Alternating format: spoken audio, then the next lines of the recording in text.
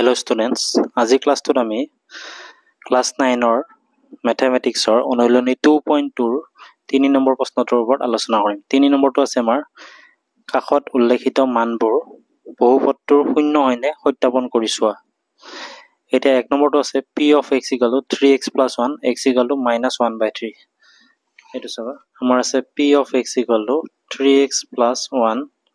x = -1/3। এতিয়া p of মানে x ৰ ভ্যালু আমি -1/3 যেতিয়া বহুৱাই দিম 3 * x ৰ ঠাইত আমি -1/3 বহুৱালো +1 এটা 3 কাটা গ'ল আমাৰ থাকিল -1 + 1 -1 + 1 মানে 0 0 পাইছো তাৰমানে x = -1/3 টো px ৰ এটা শূন্য হ'ব আমি এনেকৈ লিখিম এটাকে x = -1/3 px ৰ শূন্য এনেকৈ দুইটো চাম আমি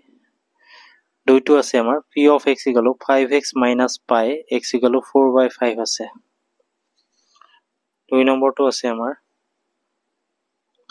p of x = 5x - pi x = 4/5 আছে।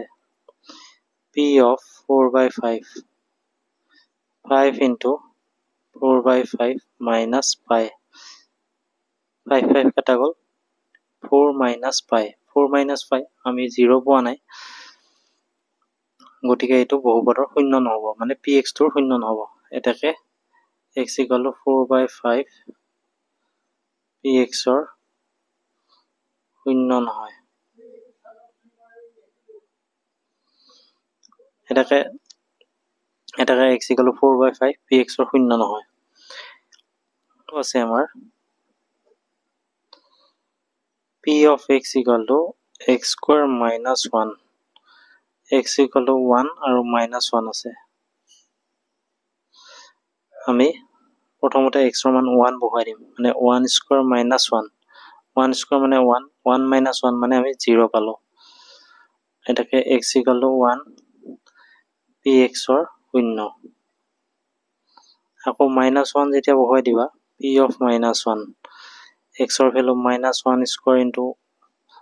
x ৰ ভ্যালু -1² -1 মানে 1 1 - 1 0 এটো শূন্য হ'ব আমাৰ এটাকে x = -1 px ৰ শূন্য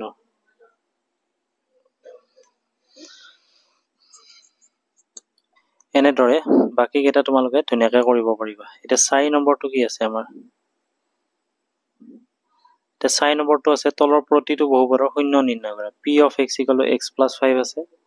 আমি শূন্য উলিয়াবৰ কাৰণে px = আমি এনেকৈ 0 লিখি দিম px = 0 x ৰ ভ্যালু আমাৰ 5 plus px মানে আমাৰ কিমান আছে x + 5 = 0 অৰ্থাৎ x = -5 এনেকৈ কৰিব পাৰো আৰু এটো তুমি px = x - 5 আছে তো মানে বহুপদৰ শূন্যৰ বাবে আমি p of x = 0 বুলি ধৰিম p of x = 0 ধৰিম তেতিয়া হলে আমি কি লিখিব পাৰো p of x মানে x - 5 = 0 অৰ্থাৎ x = -5 টো ইফালে গলে +5 একিটাও আমি এনেকৈ কৰিব পাৰো